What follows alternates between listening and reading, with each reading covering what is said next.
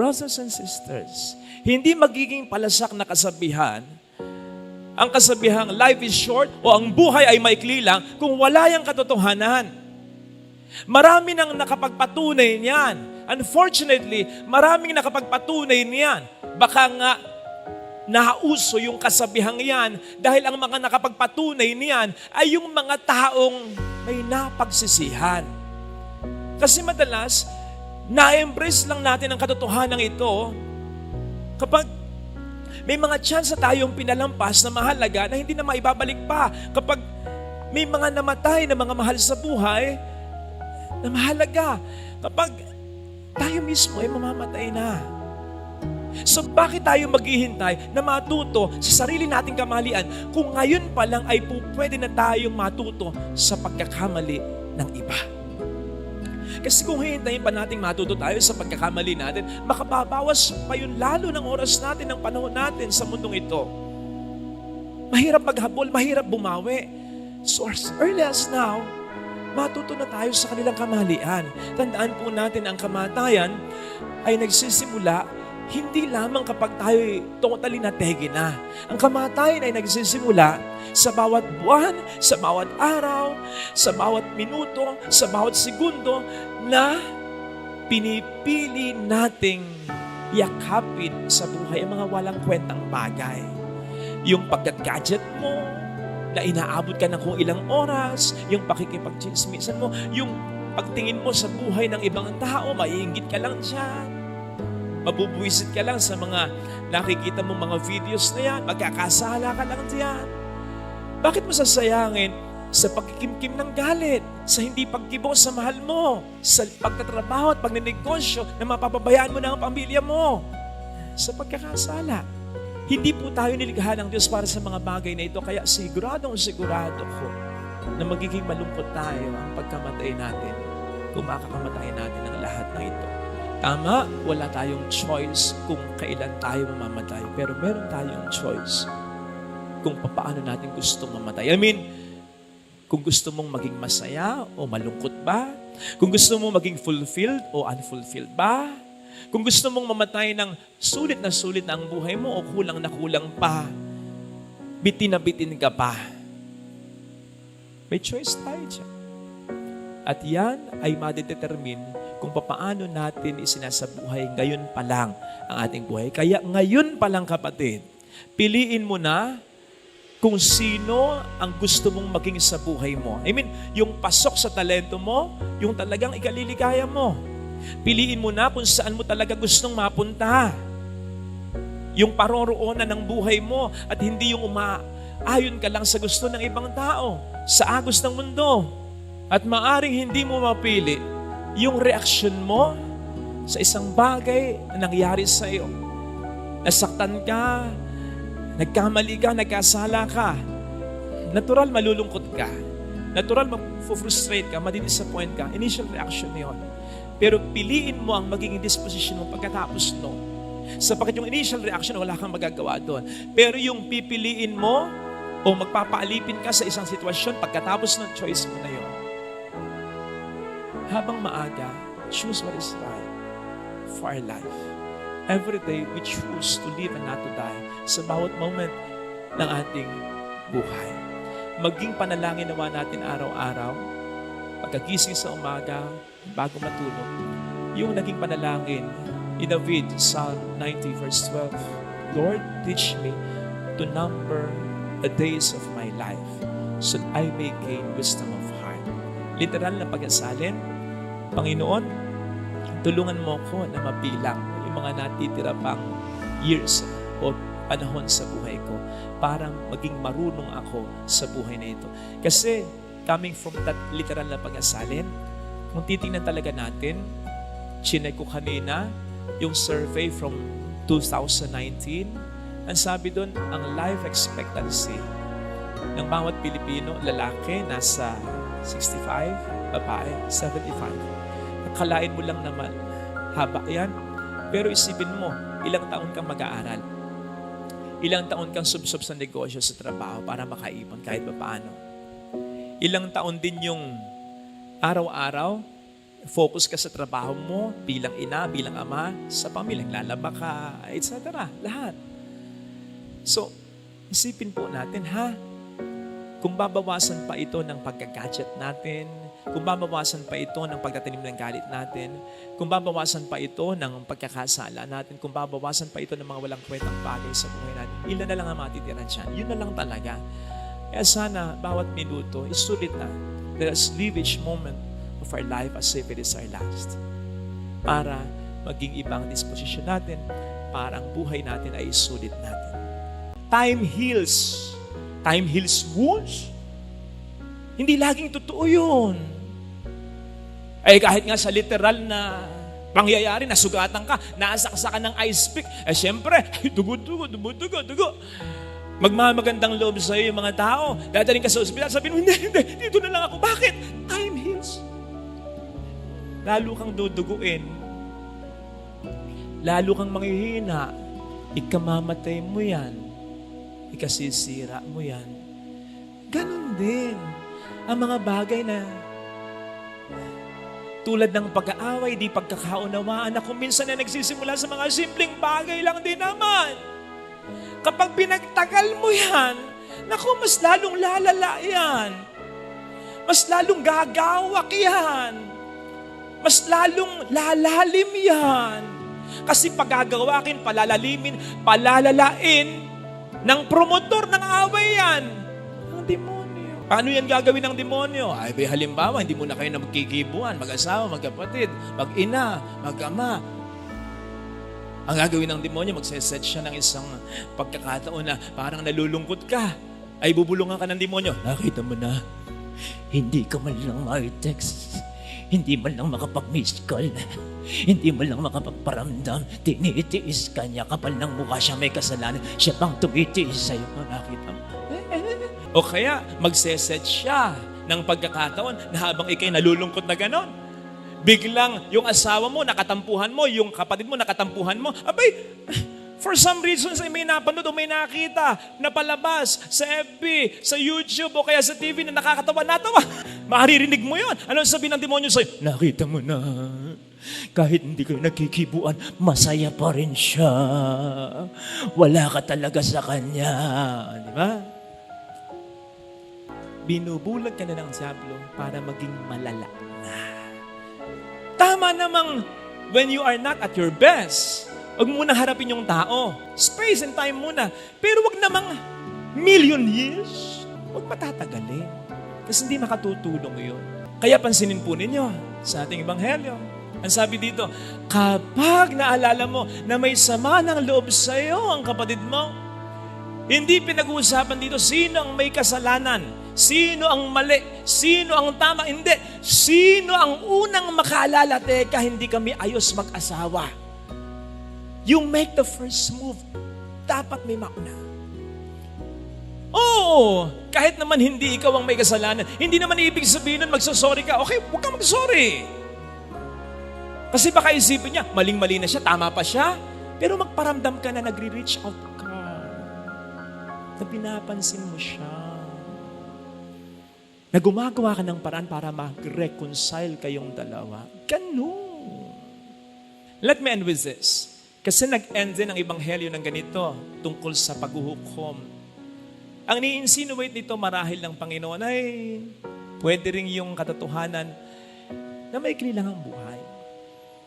Huwag nating aksayahin sa mga walang kwentang bagay. Katulad ng pag-aaway.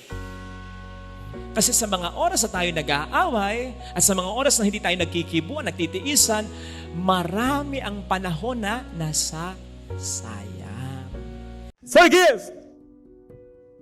Magpatawad ka. Gumawa ka ng mabuti kahit sa nagkasala sa iyo. Can we take it? Aminin.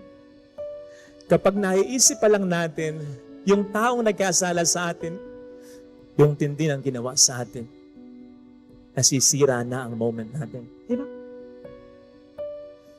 Alam po ninyo, kapag ako'y nagpe-prepare ng homily para sa inyo, ako ang unang-unang tinatamaan ng pine-prepare ko. Kasi habang nagpe-prepare ako nito, bigla akong naisip, naku, Bigla akong nakakita sa FB, anak ko. Yung kandidato sa senador, nainis ako. Kasi ang bastos-bastos niya. Ang sabi nga nung kaibigan ko, si Philip Fajardo, parang nakakain ng basura. Kasi kapag siya ini-interview, kanal, imbornal ang lumalabas sa bunganga niya. Foul talaga. Parang hindi nag-aral. Huwag kayong magmarites. Si ano yun? Huwag ganun. Kasi nga, ito yung sasabihin ko sa inyo. The moment I thought of this person, naisip ko, Lord, ito ba yun? Ito ba yung mamahalin ko? And suddenly, parang naisip ko, sumasagot si Lord, totoo. Lahat ng sinabi mo, kaya mo. Itong mahalin ang kandidatong ito ang mag-isip ng mabuti para sa kapakanan niya. Kaya mo? Hindi! Yun ang kayanin mo para mas maging strong ang pananampalataya mo. Mahirap po ito, ha? Mahirap ito. Pero kakayanin natin kung magkakaroon tayo ng mentality ni David. Ang sabi niya sa ating first reading, sana nag-catching ninyo. Ang sabi niya dito, for the Lord rewards those who are faithful and just. Ginagantimpalaan ng Panginoon ang taong tapat at matuwid. Yung hindi humihilig sa pagkakasala, ano man ang mangyayari. That's it. And mind you, yung blessing na iniisip ni David dito, hindi just, hindi basta-basta. Kasi mahirap yung ginawa niya. Lahat ng mabuti na gawa, pleasing to God. Lahat ng mabuting gawa, nire-reward ni God. Lahat ng mabuting gawa, nakapagpapalalim, nakapagpapastrong ng ating pananampalataya. Pero sigurado ko, iba ang mabuting gawa sa ngalan ng pagpapatawad. Kasi mahirap yun. Sabi ko niya sa inyo kanina, di ba? Hindi natin nakasanayan yun. Because that is practically against our nature. Kaya nga kapag sinasabi sa iyong, patawarin mo na, anong sinasabi mo? Diyos ba ako? We attribute such forgiveness only to God. Kaya nga meron tayong kasabihan, to err is human, to forgive is divine. Hindi sinasabing to share is divine. At kaya nga sinasabi sa ating gospel reading, when we forgive, we become more like sons and daughters of God. Tayo mas nagiging mga anak ng Diyos. At kaya nga, ito, pansinin po ninyo, ang sabi sa ating gospel reading, be merciful as your heavenly Father is merciful. Alam po ba ninyo ito? Mauulit ito sa ibang part ng gospel. Gospel according to St. Matthew 5:48. Dito ang sabi, be merciful as your heavenly Father is merciful. Kay Matthew, be perfect as your heavenly Father is perfect. Iniba lang yung salita. Bakit? Ang pinapakita dito, mercy is the perfection of God. Kaya kung gusto mong maging perfect, kung gusto mong mas maging ganap, kung gusto mong mas mapalapit sa Diyos, kung gusto mong mas maging tunay na anak ng Diyos, kung gusto mong mas lalong matuwa sa iyo ang Diyos, forgive. At dahil kapag when we forgive, tayo mas napapalapit sa Diyos, tayo mas magiging tunay na mga anak ng Diyos, hindi kalabisang sabihin that when we forgive, ang blessing ay hindi basta-basta. Ito'y malulubos. Ito ay aagos, siksik, liglig, at umaabaw pa. And then it overflows. Hindi lang ikaw ang maapektuhan, kundi ang maraming tao. Kapag nag-stick ka to what is right, pero you are conquering evil with good, mas magkakaroon ng unity ang bansang ito. Kapag magpatawad ka, lang nagkasala sa iyo in the context na lalo na ng isang pamilya, mas maraming mangyayaring maganda. Maniwala ka. O pwedeng dahil sa pagkapatawad mo sa mister mong nagkasala sa iyo, pwedeng mas magbago siya. Lalong-lalo na yung mga sumablay ng isang beses lang. Ito hindi naman talaga mga babaero ito eh. Nasablay lang isang beses. Sinisigurado ko sa iyo, patawarin mo yan, magbabago yan. Sigurado ko. Halimbawa, nagkamali lang ng minsan ng misis mo, patawarin mo. Mas magbabago yan, maniwala. Mas mamahalin ka niya.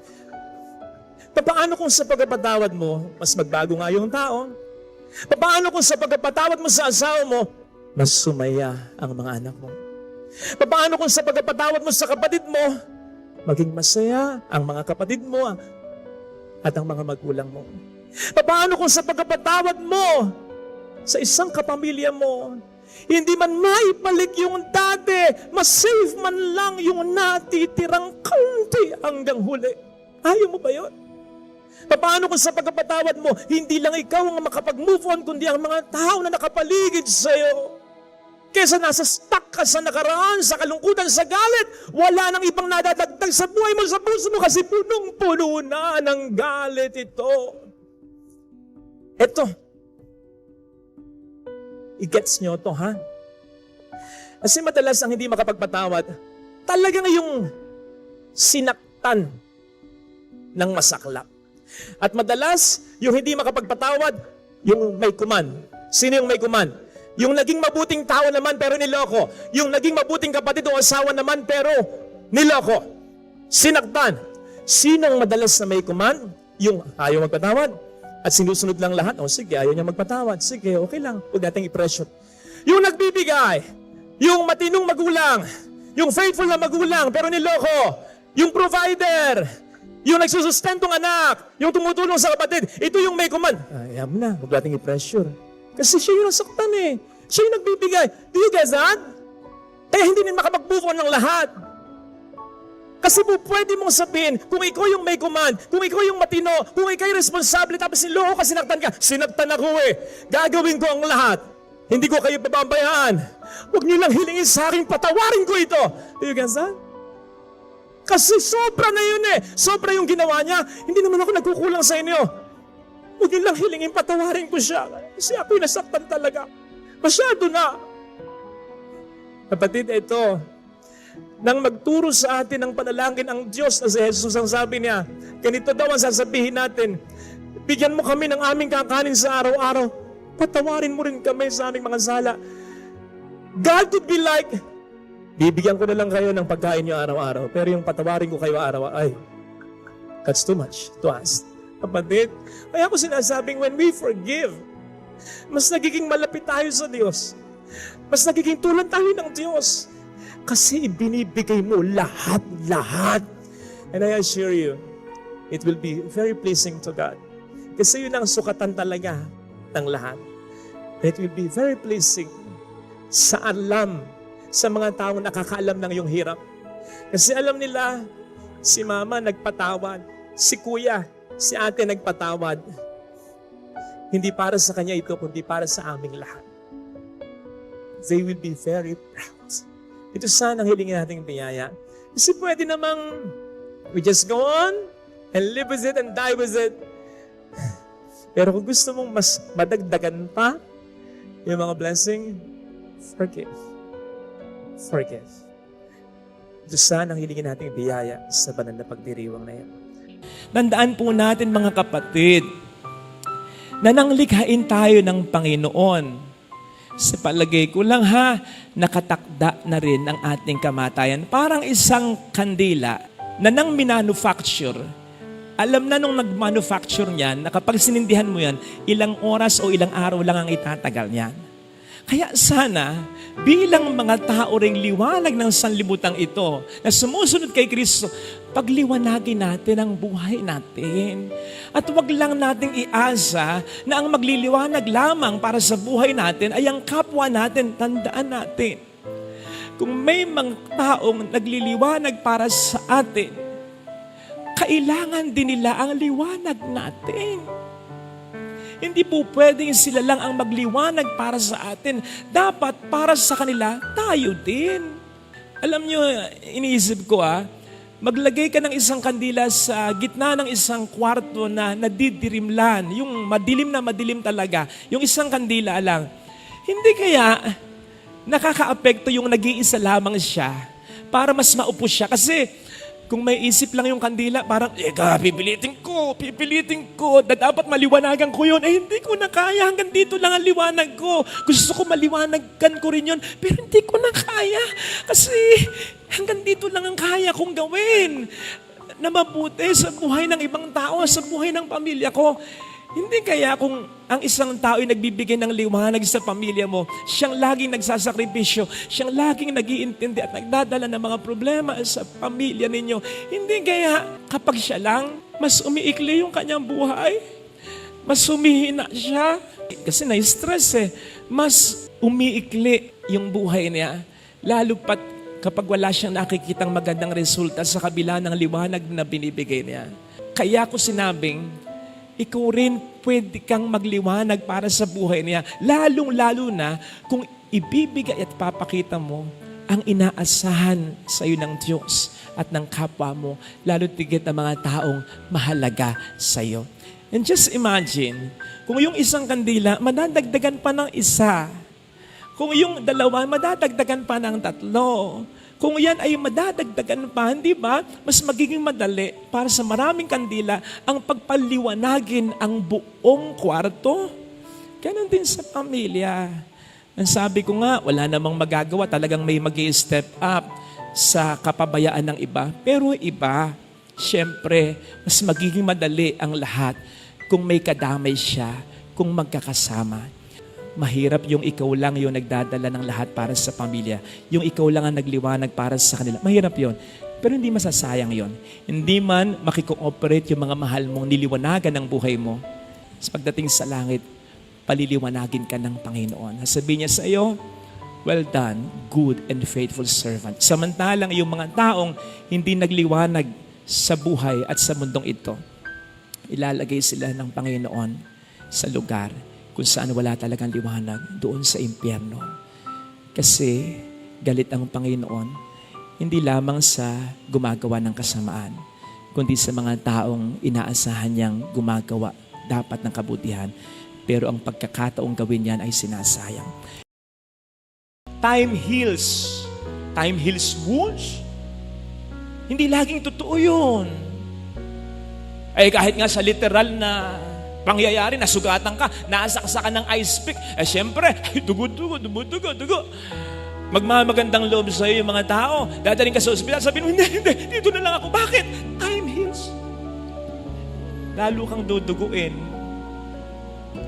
Lalo kang manghihina. Ikamamatay mo yan. Ikasisira mo yan. Ganon din ang mga bagay na tulad ng pag-aaway, di pagkakaunawaan na kung minsan na nagsisimula sa mga simpleng bagay lang din naman. Kapag pinagtagal mo yan, naku, mas lalong lalala yan. Mas lalong gagawak yan. Mas lalong lalalim yan. Kasi pagagawakin, palalalimin, palalalain ng promotor ng away yan. Ang demonyo. Paano yan gagawin ng demonyo? Ay, halimbawa, hindi mo na kayo na magkikibuan, mag-asawa, magkapatid, mag-ina, mag-ama. Ang gagawin ng demonyo, magseset siya ng isang pagkakataon na parang nalulungkot ka. Ay, bubulungan ka ng demonyo. Nakita mo na, hindi ka man lang ma-text. Hindi man lang makapag-miss call. Hindi man lang makapagparamdam. Tinitiis ka niya. Kapal ng mukha siya, may kasalanan. Siya pang tumitiis sa'yo. Nakita mo.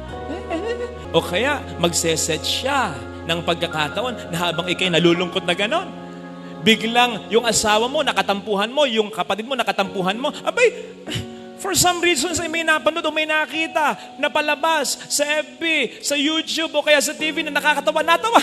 Maririnig mo yun. Ano sabihin ng demonyo sa'yo? Nakita mo na. Kahit hindi kayo nagkikibuan, masaya pa rin siya. Wala ka talaga sa kanya. Di ba? Binubulag ka na ng diablo para maging malala na.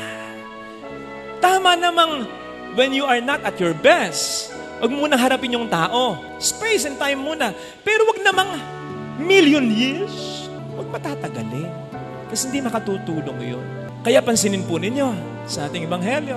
Ang sabi dito, kapag naalala mo na may sama ng loob sa iyo ang kapatid mo, hindi pinag-uusapan dito sino ang may kasalanan. Sino ang mali? Sino ang tama? Hindi. Sino ang unang makaalala? Teka, hindi kami ayos mag-asawa. You make the first move. Dapat may mauna.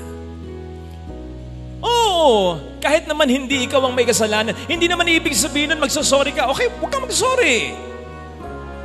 Kasi baka isipin niya, maling-mali na siya, tama pa siya. Pero magparamdam ka na nagre-reach out ka. Na pinapansin mo siya. Na gumagawa ka ng paraan para mag-reconcile kayong dalawa. Ganun. Let me end with this. Kasi nag-end din ang ebanghelyo ng ganito tungkol sa paghuhukom. Ang ni-insinuate nito marahil ng Panginoon ay pwede rin yung katotohanan na may kinilang ang buhay. Huwag nating aksayahin sa mga walang kwentang bagay. Katulad ng pag-aaway. Kasi sa mga oras na tayo nag-aaway at sa mga oras na hindi tayo nagkikibuan, nagtitiisan, marami ang panahon na nasasayang. Sa mga kabataan na mahilig mag-shopping, daming pera may nakita kang isang bagay. Ang dami mo ng sapatos At alam mo na hindi mo siya pwedeng gamitin anytime soon. Bibili ka pa rin? May isang bagay na nakursunadahan mo lang kasi ang ganda Bili ka na? Gayong alam mo na pwede mong hindi naman magamit talaga. Pero bibili mo pa rin. The moment na binili mo yon and you keep that of course, ay magiging bahagi na yon ng mga valuable things sa buhay mo na sa totoo lang ay hindi naman valuable talaga. Pasensya na sa mga may edad na nanonood si mama at si papa. Pero kung minsan, ganyan naman din ang mga nakatatanda. Hindi na yung sa pagbili yung mga gamit na pwede mo namang i-dispose na at ipamigay o kaya ibenta sa murang halaga. They'll keep it. Yan ang madalas namin pinagtatalunan ni mama. Kamakailan lang sabi sa akin, anak! Yung mga ipinamibigay o binibenta sa murang halaga para pakinabangan ng iba, sayang yan! Magagamit pa yan! Sabi ko, kailan? Hindi ko lang alam. At sasabi ko sa kanya ganito, sasabihin ko na rin din po sa inyo, Mama, mga kapatid ko, mas magiging masaya po tayo kapag makikita natin na yung gamit natin ay makapagpapasaya ng ibang tao. Lalo pat kung ito'y nakaimbak lang at nakaburo lang sa aparador mo. Kaya ang idea, huwag ka nang bumili. Huwag ka nang tumanggap. O kaya, huwag ka nang mag-keep ng isang bagay na alam mo namang hindi mo kakailanganin talaga sa buhay. Ganon din ang nangyayari sa mga pangit nating karanasan. Na-hurt ka na-disappoint ka okay lang yun. Kesa naman maging masaya ka, umiyak ka, pero ipagpag mo lang. Huwag kang mag-fall into that temptation na, sige kikimkimin ko, sige isipin ko, sige tatandaan ko, sige magpaplano ako, lalarasunin ko ang taong ito. Huwag ganun. Kasi the moment you keep it, parang yung gamit na hindi mo naman gagamitin, it becomes part of you, or you become part of it. It affects you. Isipin mo over and over again. You'll not just think about it. Over and over again, you'll think of it. You'll not just feel it, you'll feed it. Ay nako, you'll be consumed by it. Let go and let God. Lalo pa sa mga bitterness, alam po ninyo, huwag na tayo mag-isip ng paghihigante. Pagpasa Diyos na lamang natin ang lahat. Yun naman din ang sabi niya, di ba? Vengeance is mine, not yours. Hayaan mo akong magigante para sa'yo. Hayaan mo ako magturo ng leksyon sa Kanya. Huwag na ikaw. Huwag mo nang intindihin yon. Move on with your buhay, with your life. Besides, anong sabi ng Panginoon? Sa Salmo, you will prepare a table for me in front of my enemies, in the sight of my enemies. Na para bang sinasabi ng Panginoon, kapag siya ang naghiganti para sa atin, sisiguraduhin niya na ito'y makikita ng mga taong sa atin ay nakasakit dati. Ibe-bless ka niya, malalaman ng mga nanira sa iyo. Itataas ka niya, malalaman ng mga nagchismis sa iyo. Gaganda ang buhay mo, malalaman niya ng mga nag-down sa iyo. Makakaahon ka sa pagkakasala mo, malalaman niya ng mga naghusga sa iyo. Yun ang pangako ng Panginoon. So ipaubaya mo na sa Kanya lahat ito. Brothers and sisters, alam po natin katangahan yung hayaan mo na lamang na nakawin ng mga magnanakaw ang mga mahalagang bagay sa iyong buhay. Ganon ang nangyayari kapag naglalagay tayo ng mga kalat sa ating puso't isipan. Hinahayaan nating nakawin ng mga negang ito, ang mga bagay na positibo, dapat ay nasa buhay mo at buhay ko. Again, let go of all that bitterness and let God reign in our hearts. Tandaan po natin, ang paghahari ng Diyos ay hindi lamang isang lugar. Ito ay more on isang sitwasyon o kalagayan kung saan ang peace, ang joy, ang happiness, all the good things ay ating nararamdaman. At mangyayari lamang yan, una kung susunod tayo sa kanyang kalooban at kung ang ating puso, ang ating buhay ay ipapa-occupy natin sa Kanya lang. Amen. Pagpapatawad ang isa sa mga turo ni Kristo na madalas niyang sinasabi sa mga tao. Sapagkat kung tayo daw ay nagpapatawad, patatawarin din niya tayo. Pero kapag hindi tayo nagpatawad, hindi rin niya tayo patatawarin. Sabi po ng ilang psychologist, yung anger daw is just a secondary emotion.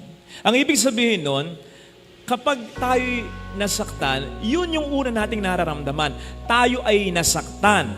Tayo ay na-hurt. There is pain. Yung anger daw is just a secondary emotion to cover that pain, to cope up with that hurt. So parang defense mechanism. Now, humingi man ng tawad sa atin o hindi, yung taong nag-aasala sa atin, either way, para makakope up lang tayo sa pain at sa hurt, we choose to stay angry. At yun po ang mali. Yun ang mali. Kasi kapag nagkakaganon, mas nananatili yung pain, mas nananatili yung hurt, at ang resulta, anger. Doon na nagiging mali. Walang masama sa magalit eh. Pero yung alagaan mo, susugan mo, panatilihin mo, doon na nagkakasala ang tao. So nasa choice talaga natin eh. Yung pagtatanim ng galit, ito ay activity ng ating isip. Kasi yung masaktan tayo tulad ng ibang sakit o pain, mawawala at mawawala eh. O sino ba dito ang namatayan na ng taong pinakamamahal niya? Napakasakit nun. Pero nawawala din naman at nababawasan paglipas ng panahon. So ganun din yung pain ng ginawa sa ating kasalanan. Mawawala yan. Or at least, kahit pa paano mababawasan o gagaan. Pero kapag we willingly choose na panatilihin at alagaan pa yung pain na yan, again, magre-result to full-blown anger yan.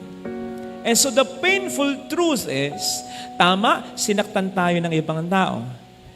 Pero ang patuloy na sumasakit at nananakit sa ating sarili ay tayo mismo.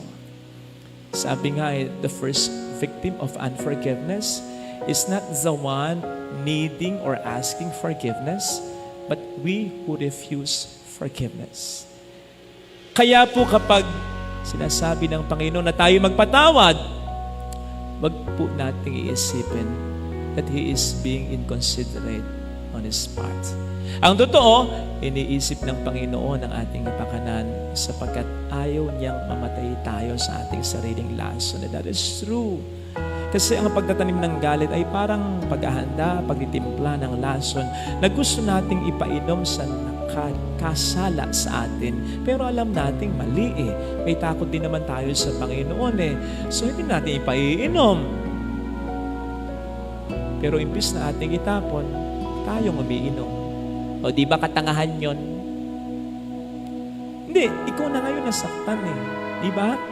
Ikaw pa ba ang pipili araw-araw na patuloy kang masaktan? Sabihin mo sa sarili mo, huwag kang tanga. Magpatawad ka. Yung pagtatanim ng galit ay activity ng isip. Yung pag-aalis ng galit, activity rin niya ng isip. So kung nararamdaman mong hindi ka pa handa, basta willingly choose to forgive hanggang sa makapagpatawad ka na ng lubusan. Alisin mo yung galit at wag na wag kang gaganti. yun ang wag na wag mong gagawin. Sapagkat walang maidadagdag sa iyon, may maibabawas pa ng malaki. Kaya nga, di ba, madalas ang sinasabi natin sa mga nagawa ng kasalanan na may katuwiran, do not stoop down to their level. Huwag kang bababa sa level nila. Kasi yung nakagawa sa iyo ng kasalanan ng mali, yun talaga ang bumababa ang level. So huwag kang gaganti sapagkat kapag gumanti ka, bumababa ka sa level nila. Huwag kang mag-alala, hindi naman natutulog din ang Diyos.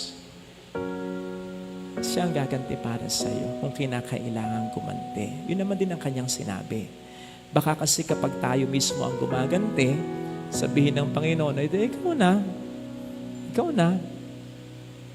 Pero pag siya, alam natin na ang kanyang ganti ay makatarungan at mararamdaman talaga ng sa atin ay nagkasala. Sabi ng Panginoon, ibababa niya ang mga nagmamataas. Ito yung mga gumagawa sa atin ng pagkakasala, lalong-lalo na yung mga hindi humihingi ng tawad. At itataas na yung mga nagpapakumbaba. At ito, yung kahit may katuwiran ka, kahit nasa tama ka, hindi ka gaganti at pipiliin mo pa rin magpatawad. Yes, kung kinakailangan ihabla, kung kinakailangan idemanda mo, ihabla mo. Pero wag mo gawin yung ikaw ay gumanti. Alisin mo yung galit sa puso. At kapag nagkaganon, tataas ka sa mata ng iba, lalong-lalo na sa mata ng Panginoon. Kasi mas natutulad ka sa Kanya. Siya naman ang may sabi nun na kapag tayo'y nagpapatawad, tayo mas nagiging tunay na mga anak ng Diyos. Tayo ay mas nakakatulad ng Diyos. At kapag tayo nga po ay nagpapatawad, hindi lamang sa inaalis natin ang ating galit sa puso natin na siyang pwedeng mas magpahirap pa sa atin, kundi mas mararamdaman natin at mas nagkakaroon tayo ng karapatan na tumawag sa Diyos bilang Ama natin. May bashers ka ba? Yung pirmis na may naipipinta sa iyo. Yung kahit anong sabihin o gawin mo ay may nasasabi against sa iyo. Well, hindi ka nag-iisa sapagkat marami ding bashers si Kristo. In fact, sa 3 taon lamang, yun lamang ang kunin natin ng kanyang public ministry, hindi na mabilang yung mga instances na na-criticize siya, na na-bash siya. Na-bash siya nung unang mangaral siya. Sino ba yan? Hindi ba anak ni Maria yan?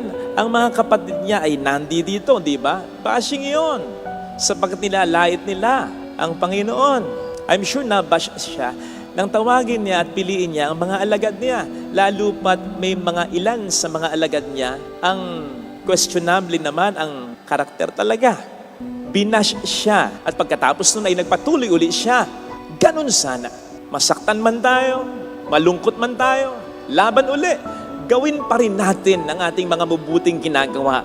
Huwag tayong tumigil dahil lamang may mga bashers sa buhay natin. Tandaan po natin na ang pangbabash, katulad ng slander o paninirang puri, ay isa sa mga primary weapons ng demonyo upang i-stop tayo sa ating mga mabubuting ginagawa at sinasabi bilang Kristiyano. Ngayon, kung mag-stop tayo, kung magpapa-apekto tayo, kung hihinto tayo sa ating mga mabubuting ginagawa, so sino ang panalo? E di ang diablo. Sino ang talo? E di tayo. Kaya sana tulad ni Kristo, tayo masyadong pa-apekto. Pero isang malaking paalala ito, siguraduhin po natin na nasa tama tayo. Siguraduhin natin ang ating mga ginagawa at sinasabi ay makatuwiran, mabuting talaga. Tansyahin mo kung yung mga bashers mo ay mga agents talaga ng demonyo. Baka naman agents ni Lord ang mga ito. Yes! I believe hindi lahat ng pangbabasya ay masama. And I believe kung may mga pinapadala ang diablo upang i-bash tayo sa paraang negatibo, may pinapadala din naman si Lord ng mga tao sa buhay natin upang i-bash tayo sa paraang positibo. Baka padala ito ng Diyos upang itama tayo. Paano ba natin masisigurado na ang pambabash o kritisismo na na-receive natin ay galing sa Diyos at di sa diablo? Una, kapag ang concentration ng bashing ay sa pagkakasala na nagawa natin at hindi sa pagkatao natin. Kapag ang hinuhusgahan ng pangbabash ay hindi tayo, hindi ang karakter natin, kundi yung kasalanang nagawa natin. Kapag ang nade-degrade sa criticism o sa bashing ay hindi yung pagkatao natin, kundi yung kasalanan ginawa natin. Natatandaan ko nung ako'y ma-assign sa isang parokya, mayroong isang tao doon. Siya lang naman, bukod tangi. Ang daming nasasabi sa mga ginagawa ko. Lalong-lalo na kapag nagsisermon ako, nagbabago-bago pa yung boses ko. Pati ba naman yun, ay style ko yun. Siya lang naman, tanging siya lang naman. At pakiramdam ko sa kanya, malayo ang loob niya. Pag ako'y kausap niya, parang hindi totoong tao yung kausap ko. I mean, napaplastikan ako. Pero alam po ba ninyo, unfazed lang ako. Ibig sabihin, steady lang. Hindi ko alintana. Hindi ko pinansin. Hindi ako masyadong apektado. Bakit? Nako kahit sabihin ko yung pangalan hindi naman yun kilala. I mean, kung sasabihin ko at makikilala ng mga taong nanonood ngayon sa akin sa parokyang pinanggalingan ko, oo nga, Pader, tama ka. Ako, Pader. Huwag kang mag-alala. Hindi ka nag-iisa. Kami rin ginaganyan niya. So, alam niyo yun, kung mabuti ang pakikipagkapwa-tao noon, kung maganda ang karakter niya, lalong-lalo na sa mga kaparokyaan namin, doon ako mababazar Doon ako mag-iisip, baka totoo yung sinasabi niya sa akin. Kahit nag-iisa lamang siya. Kasi mabuting tao naman siya. Kaya naisip ko noon, hindi ko na kinakailangang isipin pa. Mabilis ako nakapag-conclude, hindi, okay lang. Kasi walang moral authority yung nagsasabi. Kapag ang tao na nagbabash sa'yo at nagpapaalala sa'yo, lalo pat ang focus, again, yung unang punto, yung pagkakasala na ginawa mo at hindi yung pagkatao mo, ay mabubuting tao. Makatwiran, makatarong. Ay, ibig sabihin, nasa mali kang talaga. Ang problema kasi sa atin pinagpipilitan natin na tama tayo, gayong mali na pala tayo.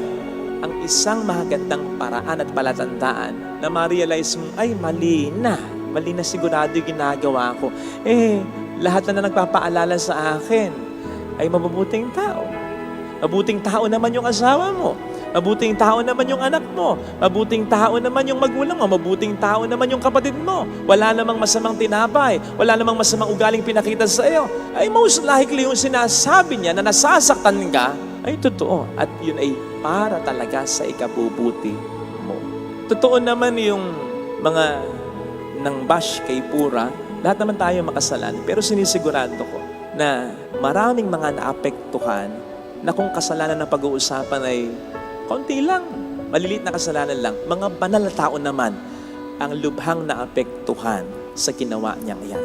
Yun ang mas naapektuhan yung mabubuting tao at walang kinalaman kasi wala naman din kasalanan. Kung paanong kapag nagloko yung asawa mo, gagantihan mo ng pagluloko o kaya gagantihan mo ng masama ito. Sinong maapektuhan? Yung asawa mo? Oo, konti. Pero ang mas maapektuhan, yung mga anak ninyo. Wala namang kinalaman yung mga anak ninyo sa problema ninyo. Kapag pinagpakitahan mo ng hindi maganda, yung kapatid mong nagpakita ng hindi maganda sa'yo. Apektado yung kapatid mo na pinagpakitahan mo rin ng hindi maganda? Yes, pero konti lang. Ang pinaka-apektado ay yung mga magulang ninyo na wala namang kinalaman sa pagkakagalit ninyo ng kapatid mo. Besides, anak nila kayo pareho. Pag pinakulong mo, yung isang tao na po pwede mo namang patawarin at humihingi naman din naman tawad sa'yo. Sino ang mas apektado? Siya na ipakukulong mo? Oo. Pero ang mas at pinaka-apektado, yung pamilya niya na umaasa sa kanya, na maapektuhan talaga kapag ang taong ito'y pinakulong mo. Ang pinaka-apektado ay yung wala namang kinalaman. Kaya mas nagiging mabigat ang ating kasalanan kung ito ay ating kinatitigasan o mas pinaninintikan. Mga kapatid, huwag po nating isipin na tayo ang inaapi at binibiktima o nabibiktima kapag tayo nasa mali na. On the contrary, tayo ang lalabasan ng aapi at ang bibiktima kapag tayo ay nasa mali na pero tayo nagmamatigas pa. Sino bang nagmamatigas sa kasalanan kundi yung mga taong mayayabang? At yung taong mayayabang ang siyang may gana lang din naman na mang-api at mang biktima ng sino man.